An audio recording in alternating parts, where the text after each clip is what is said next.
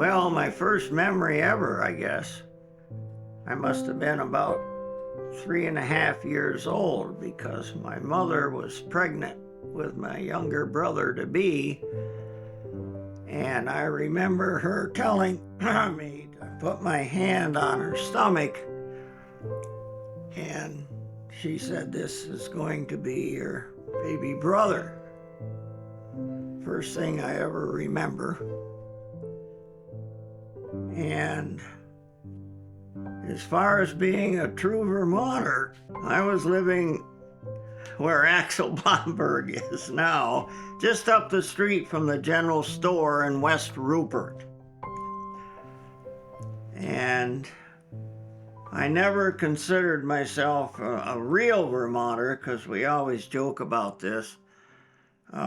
Number one, you have to be born in Vermont. And number two, you have to be born at home. So I always joked about, I spent my first few days in Cambridge, New York, and my mother trucked me over the town line to where I arrived, and that was all motivated because she was a nurse at Mary McClellan Hospital. So naturally, I went in that direction against my will. So that's, I guess, a little humor. So after that, I claim to be a Vermonter. And if I make it through tomorrow, I'll be closer to 85. Baseball was a big thing on Sunday. And there were several teams, a big event, and I was a little kid, I remember, attending the games. And then a little controversy arose when a new preacher came to town that we were supposed to rest on the Sabbath. Controversy about the ball playing. I remember that, just sort of listening as a kid. Our entertainment, of course, TV came in 48, and I can relate on the first one we all saw as kids. It was, I think, an 8-inch screen, and the fellow that owned the general store had it, of course, and that drew in a lot of business. He was he had the only one in town for a short period of time. But our entertainment, fishing the brook, and played softball, baseball, football.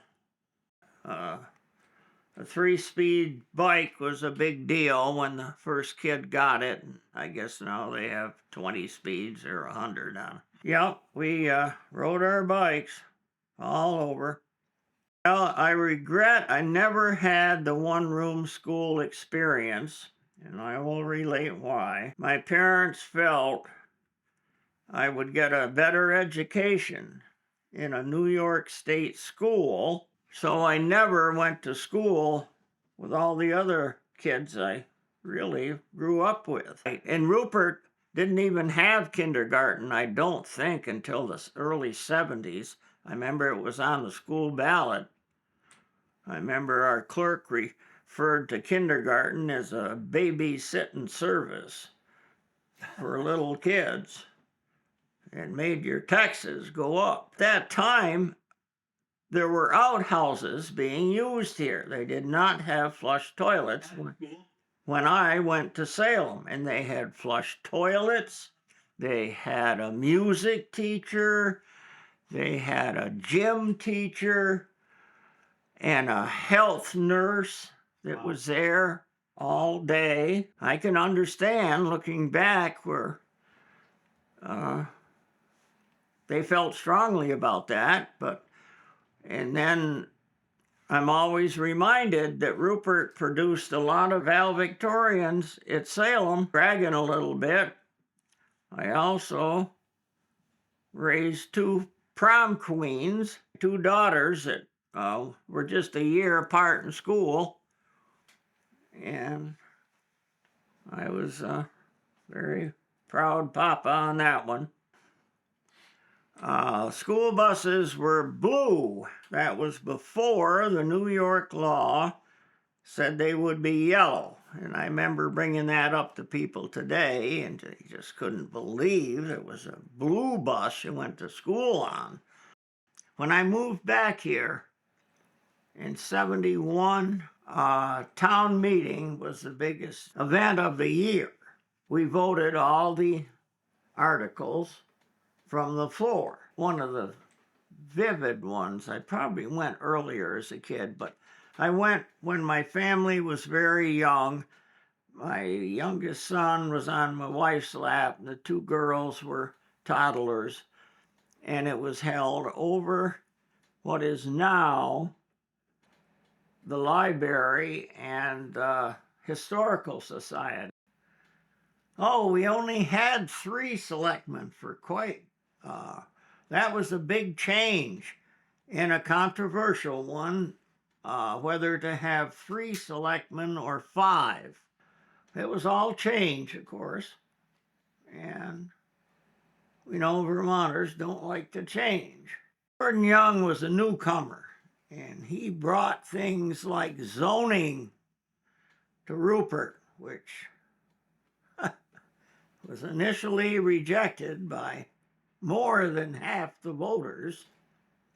I remember those days well.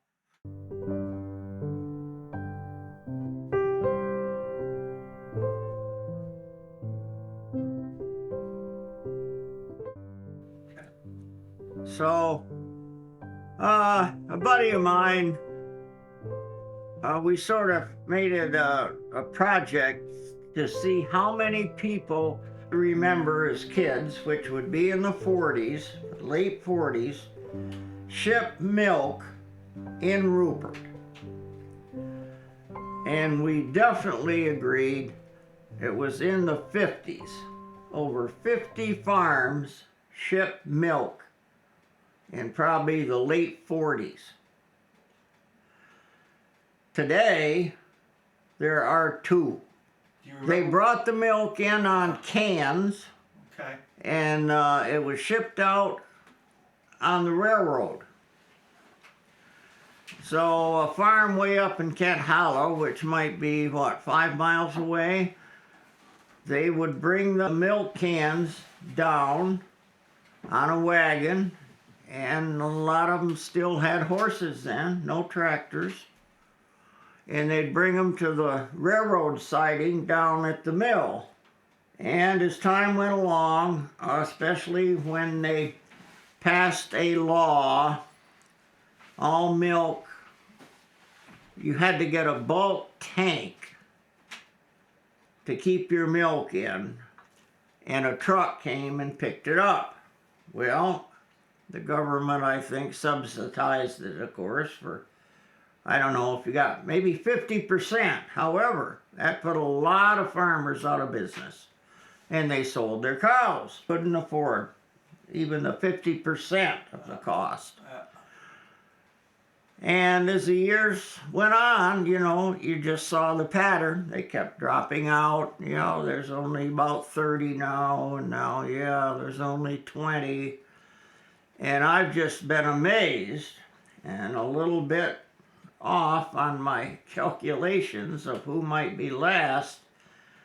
The farms in, I call it the Big Valley, in the Meadowee Valley in North Rupert, were bigger farms. They had more cows. They seemed to be more affluent farmers. Now that might not all be true, but most of them paid higher taxes. And today there's just one there, and we have one in West Rupert, which is Rupert Valley Holsteins. The average size of the herd back then?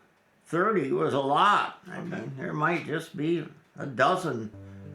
Okay. Yeah.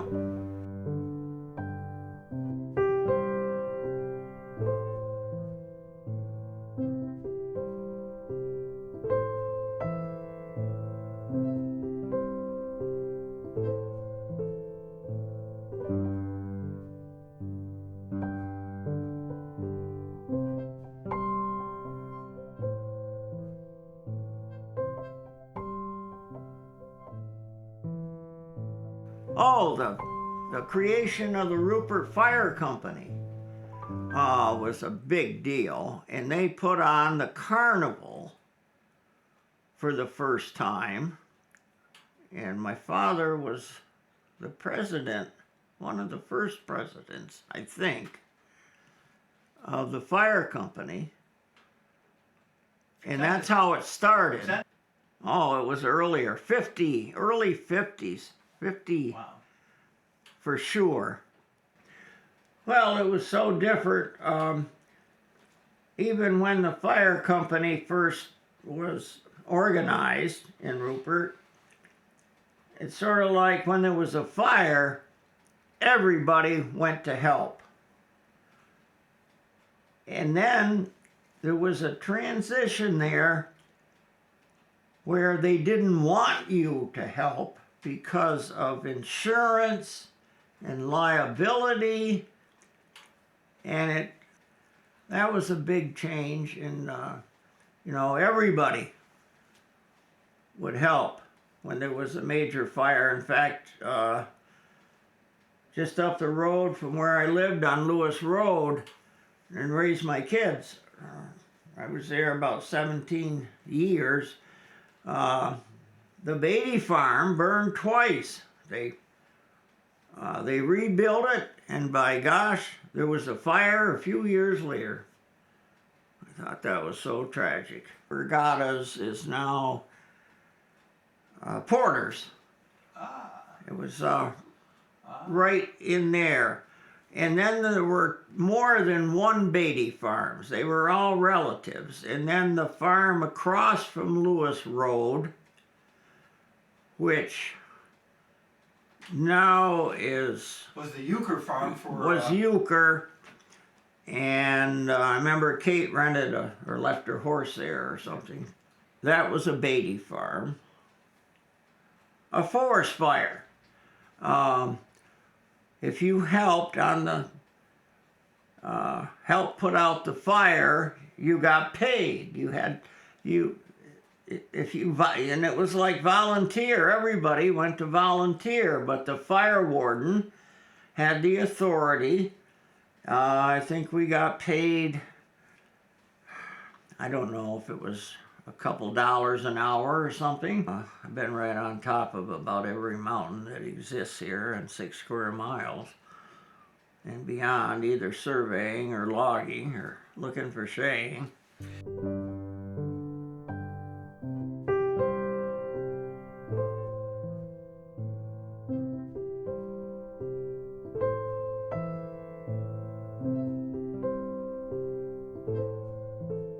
I was coming home to Deer and was going in the service. Well, I wanted to go in even before that, I think, but my recruiter told me he'd already got his quota and he'd rather have me wait until the first of the year. And I volunteered for the draft. I enlisted for 3 years. I went in January 29th of 1960. And if you enlisted, the recruiter assured you you would get a school of your choice. And I, of course, asked I'd like something in forestry. Well, there's no such course in the Army. So he said, how about surveying? So that went with forestry. And I said, sure. So after basic training in Georgia, Sand Hill, Georgia, combat engineers, I went to the engineering school at Fort Belvoir, Virginia. It was a 3-month course, and electronic equipment was just being invented then. We got sent to a couple special schools to learn about things like the geodometer, the telerometer, the micro chain, stuff now that's antiques. Most surveyors don't even know what they are. Really enjoyed it. I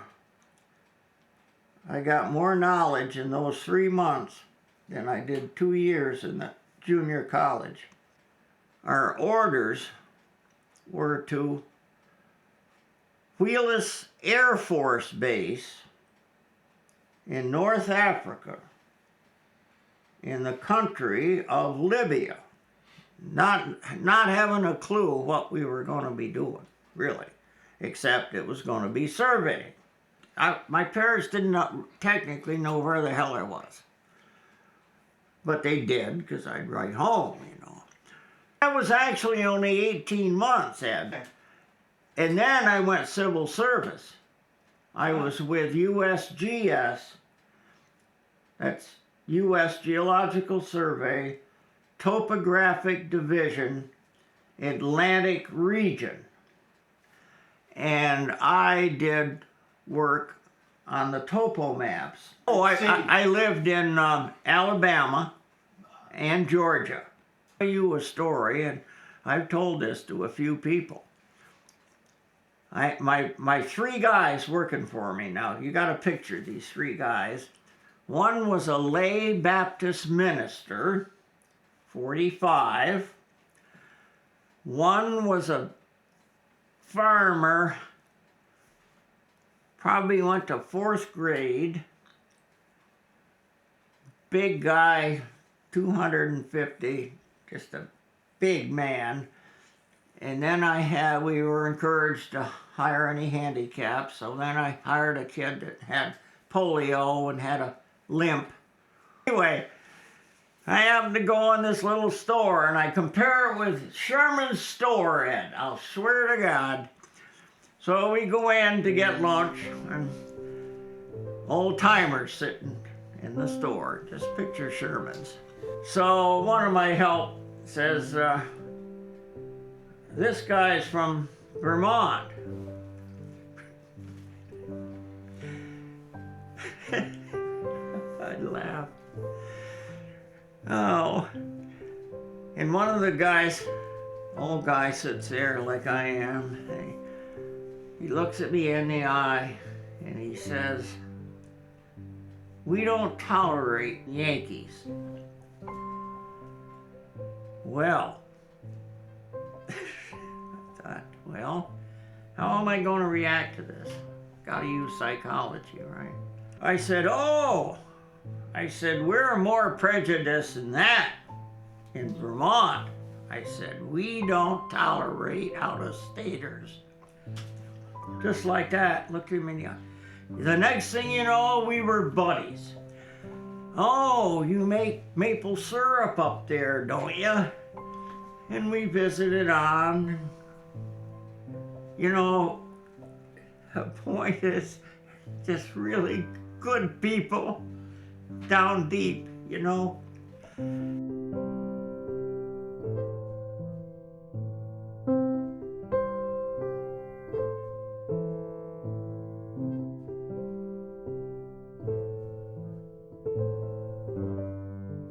I was motivated to go back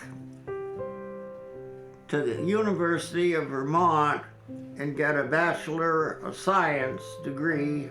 So as I look back on it as a veteran, I can just see they went out of their way, I think, and helped me. I always have that feeling. I got a Bachelor of Science in Resource Economics with minors in civil engineering and forestry. And I took a couple graduate courses. You had 3 children at that point? 2. You had 2 children. 2 children. I was married. I got $25 extra for being married, $25 for each child. And my wife got a job, a government job with a civil service rating, and she worked in the office to do with the border patrol with Canada. She was a breadwinner, and she drew a fairly decent salary. And then I would stay out a semester, and I was on sabbatical leave, so all this time added to my government service. And I'd stay out a semester, and they'd give me an assignment, say, over in New Hampshire, not too far from UVM, and then they had housing just for veterans, which was a very low expense. And I couldn't continue working in the field, and I totally rejected going in the office. So that's the reason I resigned, and I thought I'm going to start. I got a couple offers from engineering companies, which weren't as good as the salary I had, and I was also guaranteed a partial position as executive director at Merck, which most people don't know about. And I thought, well, I'll start my own business. And I left the most secure, couldn't have had a better secure job either, see. But I watched the guys with families, and they'd leave their family at a place, and they'd go on an assignment, and it was just, I see failed marriages. That's why I resigned and went back to Rupert and went on my own. Surveying, my income might have been, I did a house lot for $200 or something, and realized there's no way I'm going to exist here on my own. My real love was forestry, not engineering. And I got into trees, planting trees, and through the county forester. Of course, then I had quite a holding in lands, because my grandfather had given the Peltons and us 600 acres. And, well, you could almost log that forever. It's a one-man operation. So I got into timber, and the mill took white birch. That was the only product. And a unique product of floral picks. I was told my grandfather creating it. He was an inventor, and he moved to Rupert and started Lewis Brothers Inc., the mill. I did pretty well. When I moved back here and resigned from the government, we rented at the Bell House. I think Kate was there even, across from the mill. Yeah. And 2 years, I never got into politics at all. It was the third year, old Jay put up a notice. He'd been town clerk and treasurer for, say, 30 years. He put up a notice saying he would run for clerk, but not treasurer. So since 1700s, treasurer and clerk had never been split in Rupert. And one man in this town is responsible for me getting into Rupert politics. Walt Siglowski, old Doc Siggy, Gene Siglowski's father, was an attorney who came from Jersey, Hillside, New Jersey. Notice that's the name on their barn. That doesn't mean a hill. It's Hillside, New Jersey. He came to me and he said, "Don, we need local people to be in control, you know." who came here in the 40s, and that's how I met Siggy. We were buddies. Encouraged me to run. I had these figures memorized. Jack Graham got 20 votes. I think Joyce McKeegan got 40 something, and I had 100 and something. And I was challenged a few times, but I ran for 33 years when I retired. And then I sort of programmed Andy to nobody. Then it got recombined, right? That's right. Yeah. Right now, we're looking at the northeast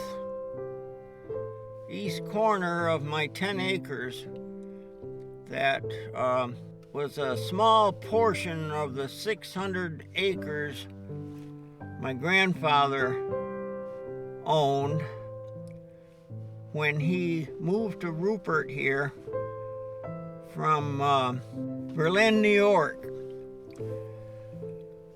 And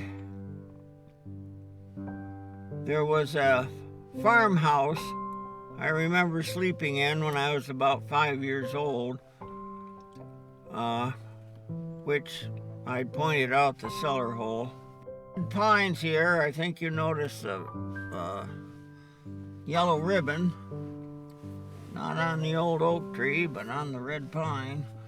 And county forester verified these are the largest measured in the state of Vermont. The trees are about 100 feet tall. Grant planted these in 1928. I always call it the 28 plantation. My dad was 14 years old, and he and some of his employees planted 16 acres. And it was during the when FDR had his program after the Depression. He had a program encouraging everyone to plant trees, and you could get them free from the government. And I remember Gramp didn't want any help from, he would pay for them himself. I remember forestry was my interest, and I got my early training up at Merck Forest when it was known as Vermont Forest and Farmland Foundation.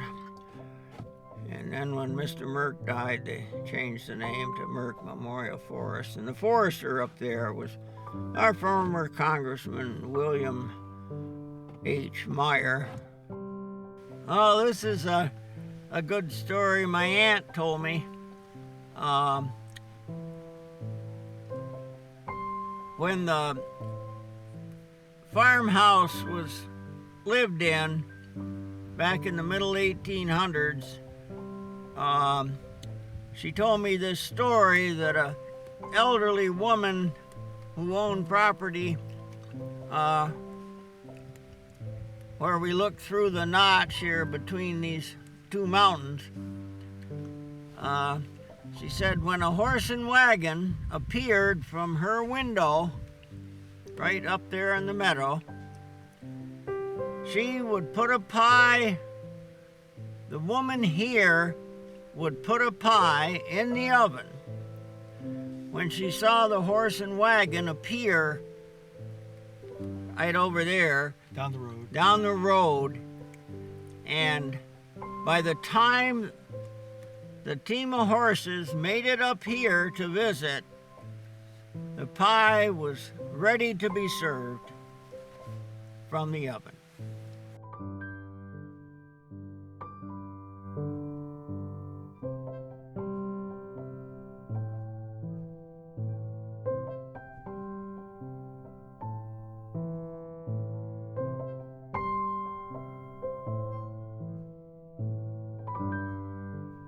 These pictures here are probably when I was in basic training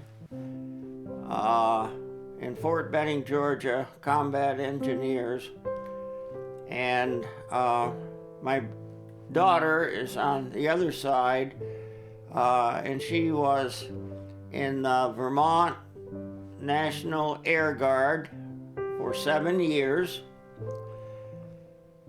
And the flag is the one I was presented at my brother's burial in Saratoga National Cemetery, as his wife was deceased and he had no children. And this flag is very emotional for me to have in my possession. Was a Vietnam vet, suffered a debilitating stroke, and never really was the same for the last 20 years he lived. It was quite a sad period.